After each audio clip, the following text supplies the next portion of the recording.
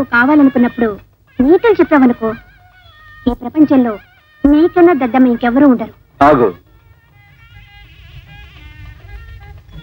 నీతికి అవినీతికి నీకు విచక్షణ తెలియలేదనుకో, ఏదో ఒక రోజు నీ బతుకు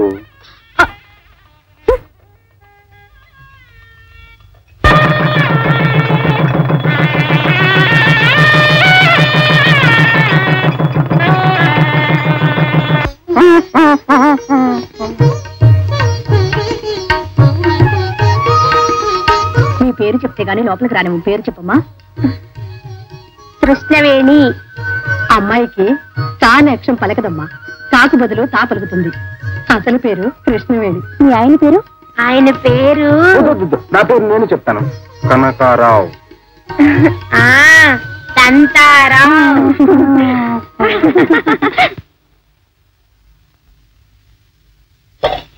ఏ కృష్ణ, ఇలారా. తోరలో ఉప్పేసి వస్తున్నా.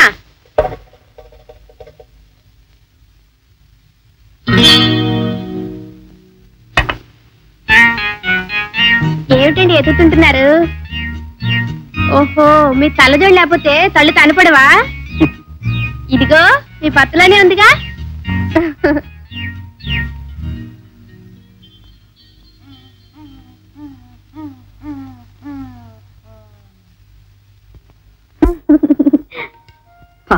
కొత్తగా పెళ్ళైంది కదా, కూర సగంలో వదిలేసింది. ఉప్పైనా వేసిందో లేదు. పెద్ద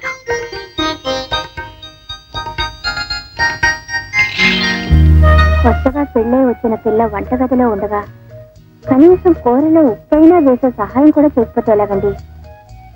వదలరా? వదలండి.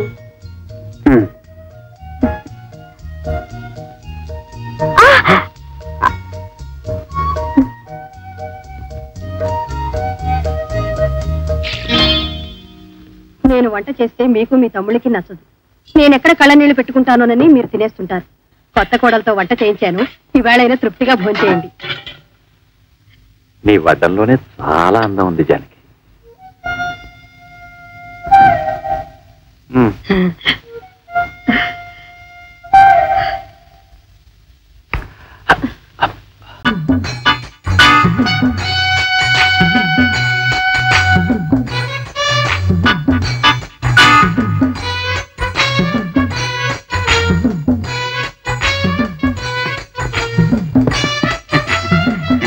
చూడు బాబు, ఈ షాపుకు బాసు నువ్వేనా? లేదమ్మా, నేనే. కావాలంటే ఈ బిల్లు బుక్ మీద ఒట్టు. చూడు బాసు, సింగపూర్ చింతపండు మీ షాపులో ఉంటే ఒక 100 కేజీలు గబగబా కట్టింది. భలేదానమ్మా, సింగపూర్ నుంచి చింతపండు రావడం ఏంటమ్మా నా బొందా? అంటే ఏమిటి బాసు నీ ఉద్దేశం? సింగపూర్ వాళ్ళు చింతపండే తినరంటావా, లేకపోతే అసలు అక్కడ చింతకాయలే కాయమంటావా? ఇదిగో బాసు, ఇంకొక్కసారి సింగపూర్ గురించి చిన్న మాట అన్నా నేను ఊరుకోను. అది మా తాతగారి ఊరు. అమ్మా సరేనమ్మా, సింగపూర్ చింతపండు తప్ప ఇంకేం కావాలన్నా రెడీ స్టాక్ ఉంది, కట్టి ఇస్తా. పోనీ అమెరికాలో తయారైన ఆముదం ఉంటే ఓ 100 సీసాలు ఇప్పించు. అమెరికా నుంచి వచ్చిన ఆముదమా? అమెరికా వాళ్ళకి ఆముదం అంటే ఏమిటో తెలియదు అనుకున్నావా, లేకపోతే అమెరికా వాళ్ళు ఆముదం రాయరనుకుంటున్నావా? ఆముదం. ఇదిగో బాసు, ఇంకొక్కసారి అమెరికాను గురించి ఆవగిందంత మాట అన్నా నేను ఊరుకోను. అది మా మామగారి ఊరు. ఏమ్మా బేబీ, లోపల సామాన్లు నీకేం నచ్చలేదా? ఇటువంటి పెద్ద పెద్ద షాపుల్లో చిన్న సామాన్లు దొరకవు మమ్మీ. అవునమ్మా, చిన్న చిన్న షాపుల్లో పెద్ద పెద్ద సామాన్లు దొరకవు. నాకు కావాల్సినవి కూడా ఇక్కడ ఏం దొరకలేదు. ఇంకొక షాపుకి పెడదాం. వస్తాం బాసు. వస్తానండి. ఆ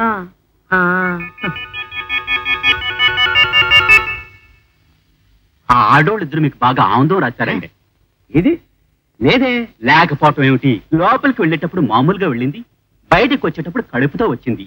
ఇంత అర్జెంట్ గా కడుపు ఎలా వస్తుంది సాబ్? అమ్మో అమ్మో, పరిగెత్తా, సింగపూర్ చింతపండుని పట్టుకోరా.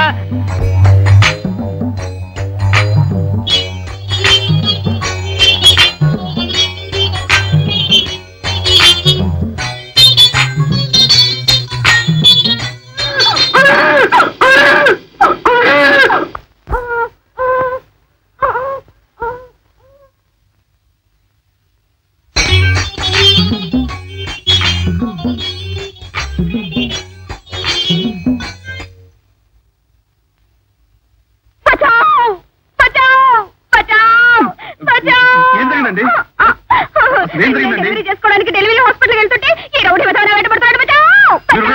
వాడి పని నేను చెప్తాను. గర్భవతిని కూడా చూడకుండా వెంట పడతావా? అది గర్భవతి కాదు, గడిది గుడ్డు కాదు.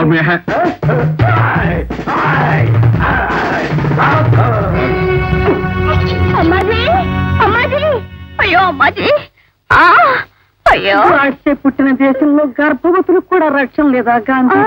అమ్మా, ఆ దుర్మార్గుని కొట్టి ఈయన నన్ను రక్షించారమ్మా. ఈవిడ గర్భవతిని కూడా చూడకుండా వాడు అలా వెంటపడేసరికి బాబు, ఎన్ని జన్మలెత్తినా నీ రుణం తీర్చుకోలేవు. అమ్మా, నువ్వు కాస్త తప్పుకో, నేను కూడా కృతజ్ఞతలు చెప్పుకుంటాను. వద్దండి, పర్వాలేదు. అలాగంటే ఎలాగండి? ఈ పాటుగా దుర్మార్గుడు నన్ను రేపు చేస్తుండేవాడు. నేను శీలం పోయి అలమటించి పోయేదాన్ని. పోయిన శీలం తిరిగి వస్తుందా? అంతేనండి. ఆగనండి, మీరు ఇలా థ్యాంక్స్ చెప్పడంలో టైం అంతా గడిపేస్తే మీకు డెలివరీ ఇక్కడే అయిపోవచ్చు. త్వరగా హాస్పిటల్కి వెళ్ళండి. అబ్బాయి చెప్పింది నిజమేనమ్మా, మనం వెళ్దాం రా. మళ్ళీ కలుద్దాం, అలాగే. మళ్ళీ కలుద్దామండి. వస్తాను, వస్తానండి.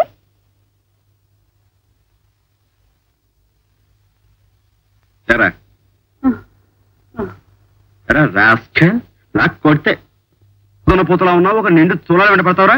అది కడుపు కాదు సాబ్, వాళ్ళు మీ దగ్గర కూడా ఏదో చోరీ చేసి కడుపులో పెట్టేస్తుంటారు సాబ్. నా పర్సు.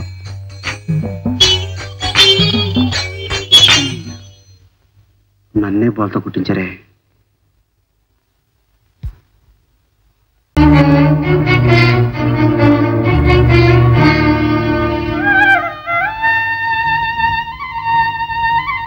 కాలువలో నీళ్లు చూస్తే మా లోతు పైగా ఉన్నాయి. ఉంటాయండి, మరి కాలువ కదండి. సర్లేవా, నీ దగ్గర బోర్డు లెక్క ఉంది. పొద్దు వద్దంటన్నా ఇంటించుకోకుండా పొలం అమ్మేసావుగా, ఉండదా మరి? సొమ్ములు తడిసిపోతాయి, జాగ్రత్త. దిగండి అలా.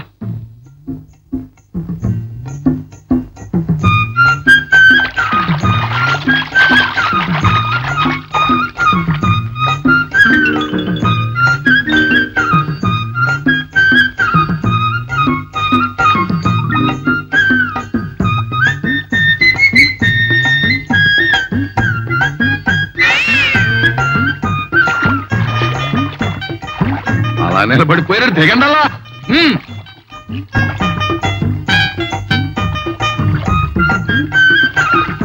చేసిన పంచంతా తడిసిపోయింది. నా చీర కొంచెం కూడా తడవలే, నా చీర కూడా తడవలే. నాకంటే మీరిద్దరూ పుట్టోళ్లే, పైగా మొదలవుతున్న నీళ్లలో. మా పంచీలు తడిసిపోయి మీ చీరలు తడలేదంటే అర్థమైంది లేండల్లా. ఒరే, చెప్పులు నెత్తి మీద బాగానే సింగరించావు, సొమ్ములు ఎక్కడ దాచానండి. ఇదిగోనండి. అబ్బా, రూపకైతలన్నీ తడిపించవు కదరా ఎకరం పక్కన నా కొడక. పట్నం వెళ్ళి వ్యాపారం చేసి బతుకుదాం అనుకుంటే నా డబ్బంతా నేలపాలు చేసావు కదరా ఎకరం మకరన్నా. ఊరుకా, కాగితాలు తడిసిపోయాయి కానీ తగలడిపోలేదు కదా, బాధపడిపోకవు. ఎండలో ఎండ పెట్టేసామంటే పెళ్ళ ఆడిపోతాయి.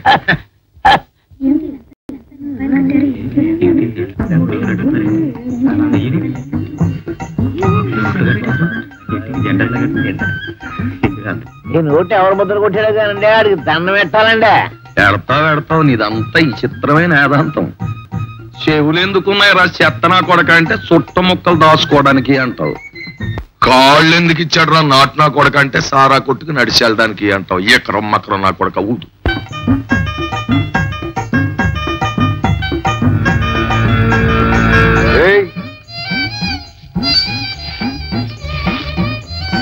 ఎవర్రా మీరు? అప్పుడాలు ఎండ పెట్టినట్టు నోట్లు ఎండ పెడుతున్నారు. నోట్ల గట్లు నీటిలో తడిసిపోతే ఈ ఎండ పెట్టుకుంటున్నాం. అయితే ఇప్పుడు ఏడు బాబు, నా వడ్డాణం కంటే కాసుల పేరు కూడా తడిసిపోయాయండి. అయినా అట్లా నిలబెట్టట్లేదండి. ఉందా, మన దగ్గర బంగారం ఉన్నట్టు అందరికి తెలాలేటి. ఏ మన బంగారం అలా చూపించామంటే? ఉందా? సరే, ఓదండి ఓదం. రై, మీరంతా దగ్గర ఇక్కడ పదండి.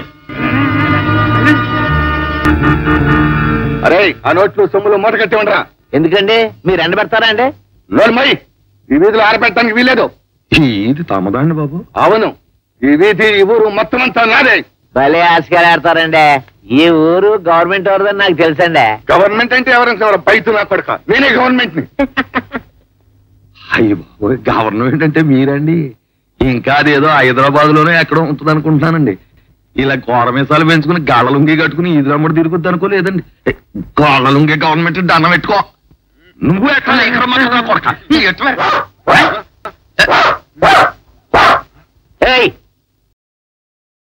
దన్ను పెట్టుకుంటా ఉంటే మధ్యలో నువ్వు వరుస్తావు ఎందుకు? నీ కుక్క బుద్ధి పోయింది కాదు. అదేం కాదు, ఈ గవర్నమెంట్ లో బాగా ధరవర్లు పెరిగిపోయా కుక్క కూడేసి కూడా లేడు కదా, అది కడుపు మండిపోయి అరిచేస్తనే వెళ్ళిపో. ఎరా తమాష్కాలు ఆడుతున్నారా?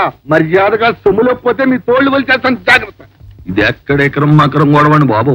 ప్రజానీకం తోళ్లు వలిసేసి గవర్నమెంట్ చెప్పులు వ్యాపారం చేస్తుందా అండి? మీరు కానీ సొమ్ములోకపోతే అయ్యి బాబోయ్, మన తోళ్ళు వచ్చాడానికి. అదేం కాదు, మన రూపాయికి అయితే అలాగే గవర్నమెంట్ వరకు కత్తి కూడా తడిసిపోయి ఉంటది, ఎండ పెట్టడానికని బయటికి తీసుకున్నారు. గవర్నమెంట్ దౌర్జన్యమా? బాబు మీసాలు పెంచుకున్నా గళలుంగి కట్టుకున్నా గవర్నమెంట్ పరిపాలన చేయాలి కానీ దౌర్జన్యం చేయకూడదండి. చూస్తారే, పెంచండి.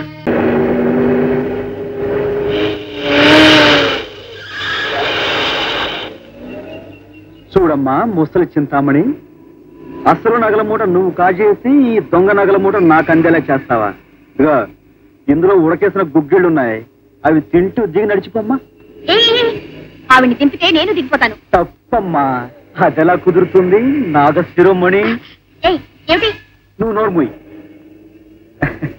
నాగశిరోమణి అమ్మ, నువ్వు దిగమ్మా. దిగుతావా లేదా?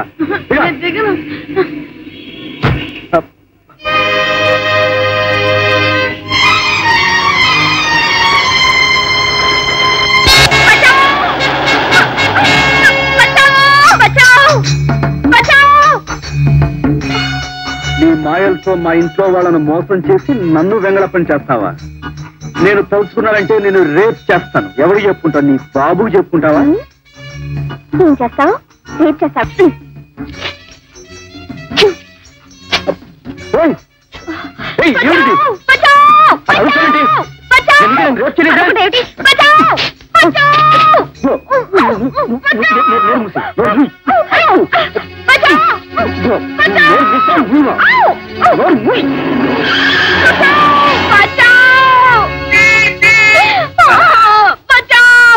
బచ్చాయిస్తానమ్మా, బచ్చాయిస్తాను, ఏడవకు.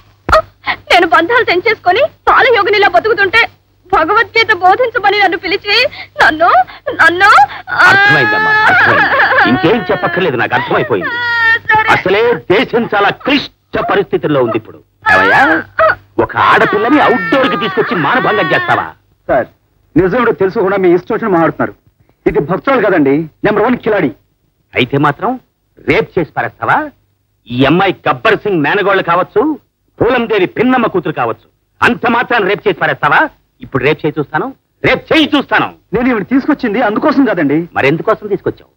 పార్లమెంట్ లో మెంబర్లంతా పెద్దానికి ఎందుకు కొట్టుకుంటున్నారో డిస్కస్ చేయడానికా? ఇప్పుడు డిస్కస్ చేయి చూస్తాను, డిస్కస్ చేయి చూస్తాను. సార్, మీరు ఇలా దబాయిస్తే నేనేం చెప్పలేను. అది చెప్పింది మీరు వినది పచ్చి అబద్ధం, నీక్షణం నిరూపిస్తాను. Don't talk, talk don't. నువ్వు ఈ అమ్మాయిని రేప్ చేసావంటానికి చాలా ఆధారాలున్నాయి. నంబర్ 1, నీ చొక్కా చిరిగుంది. నంబర్ 2, ఈ అమ్మాయి నీ చేతుల్లో గిలగిలా తన్నుకుంటోంది. నంబర్ 3, రక్షించండి రక్షించండి అని కేకలు పెట్టింది. నేను బచావు బచావు అని కేకలేశానండి. కరెక్ట్ అమ్మా, తెలుగు దేశంలో జరుగుతున్న అన్యాయాన్ని హిందీలో అరిచావు. చూడమ్మా, నేను ఏ కేసునన్నా వదిలిపెడతాను కానీ రేప్ కేసుని అసలు వదిలిపెట్టను. ఇది నా 116వ రేప్ కేసు. నువ్వెవరబ్బాయివి? లెక్చరర్ విశ్వనాథం గారి తమ్ముడిని. విశ్వనాథం మాస్టర్ తమ్ముడువా నువ్వు? మా మాస్టర్ తమ్ముడువా? అయితే ఈ కేసు పరిష్కరించాల్సింది పోలీస్ స్టేషన్ లో కాదు, మీ ఇంట్లో. కమాన్.